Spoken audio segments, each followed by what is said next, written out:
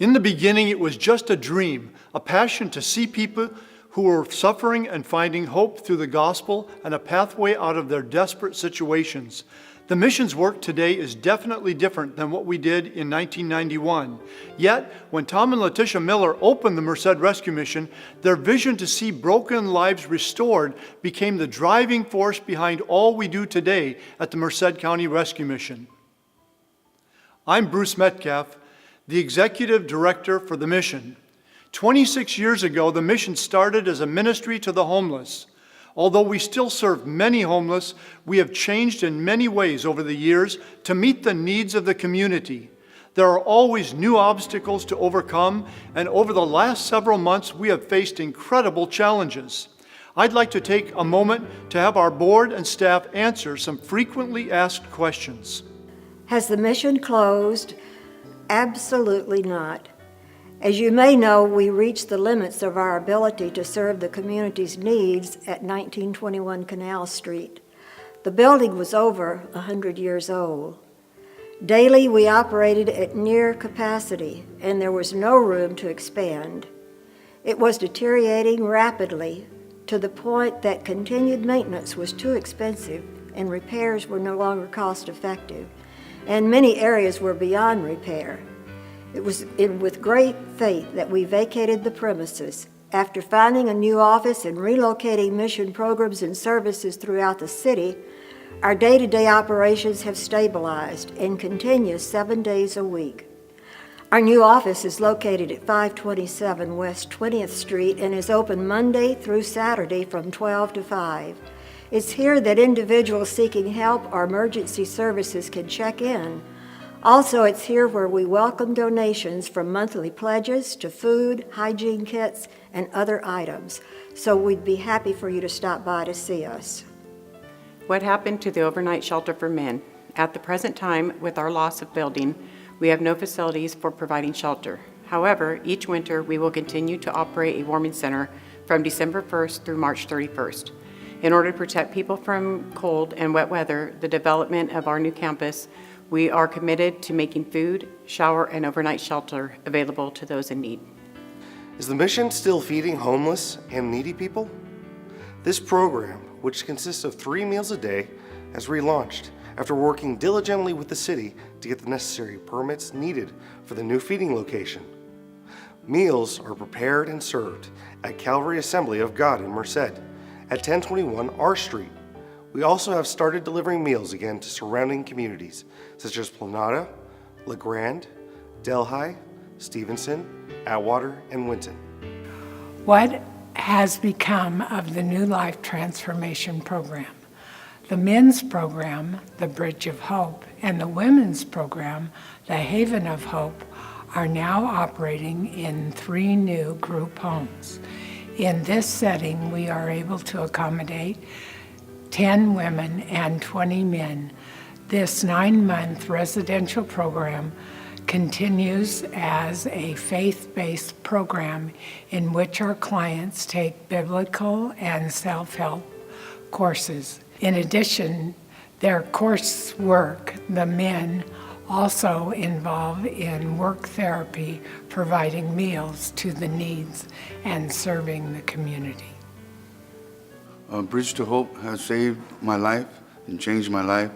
I was out there in the streets and I heard about this place called the Rescue Mission, and I entered it and wanted to renew my life from the gang life and the drug life and just basically the street life that I've been living for many years. And the men there had helped me overcome my addictions and gave me encouragement to move forward in my life and to set goals for my life so that I can be a better man in life. The Haven of Hope program has saved my life through God and has given me the strength and the courage that I need to become the person that God has intended me to be. What has become of the Room at the Inn program for families? Until we are able to secure facilities, the Room at the Inn program is on hold. However, we continue to provide case management and are successfully navigating families into permanent housing. Through a grant, we were able to provide security deposit and rental assistance and help 26 different households into permanent housing. Does Hope Medical Respite Care still exist? We continue to provide shelter and case management to homeless individuals that are discharged from the emergency room in the hospital. Hope Medical Respite Care accommodates both men and women. We can accommodate up to 10 clients at a time. Hope Respite Care will continue to offer patients a safe, supportive environment, as well as meals, oversight of medical treatment, and follow-up care while exploring long-term housing options. We continue to provide case management for up to a year following their time with us. What is Transition to Hope? The mission has opened 2 new sober living homes for men. Sober living homes are group homes for people who are recovering from addiction issues. People who live in sober living homes have to follow certain rules and contribute to the homes by doing chores. Most importantly, residents must stay clean and sober throughout their stay in the home. In the near future, we will open one for women. Where is the mission spiritually? As we grow and adapt to obstacles, as well as with the needs of our community, something that has not changed since our first day 26 years ago is our belief in Jesus, our desire to share the gospel with everyone, and our deep desire to see Jesus change lives. With this in mind, take a moment to hear from a life that has been changed through Christ. Hey everybody, my name is David Carr. I'm 45 years old. I started using drugs at an early age when I was a minor, and I started committing crimes at an early age also when I was 19 years old. I ended up going to prison for armed robbery for the first time, and then that started a cycle where I would be in and out of prison for the next 25 years. During this 25-year process, I became hateful while I was in prison. I spent at one point 8 years, 2 months on a 10-year sentence. I started tattooing my body with, with badges that I would earn in prison, and this just continued on. At one point in my prison career, I used to pick on Christians, and I would,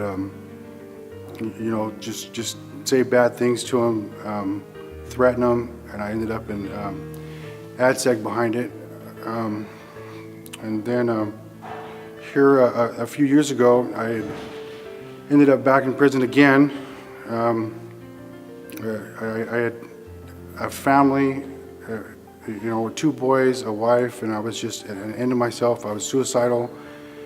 I was done, and I just didn't want to live anymore, and I was in a cell by myself, staring at a wall for 3 months, and then I heard a voice. I heard a voice that said, "David, you can have anything you want in your life through me," and that voice was God.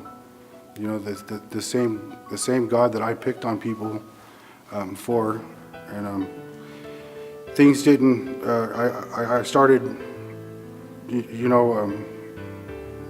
reading the Bible. I started learning how to pray, and for the next few years in prison, I learned.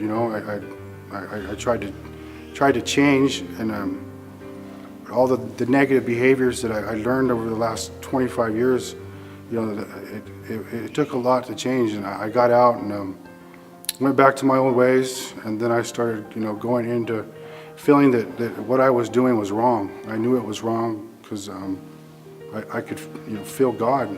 God was telling me that what I was doing was wrong, and I kept going into programs, leaving, going to programs, leaving. Then I came to the Merced Rescue Mission, and I remember getting on my bunk up there and praying. And I prayed, if God help me, if this is where you want me to be. And I felt God that day. I felt people say goosebumps, angel wings.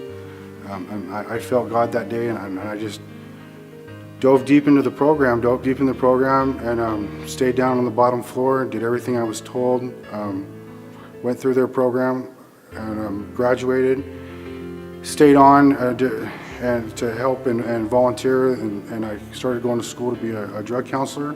And here recently, I've finished school to be a drug counselor. I work at the Rescue Mission within the men's program as a full-time employee, and the Rescue Mission, through God, has changed my life, and I'm truly blessed. Thank you, and God bless.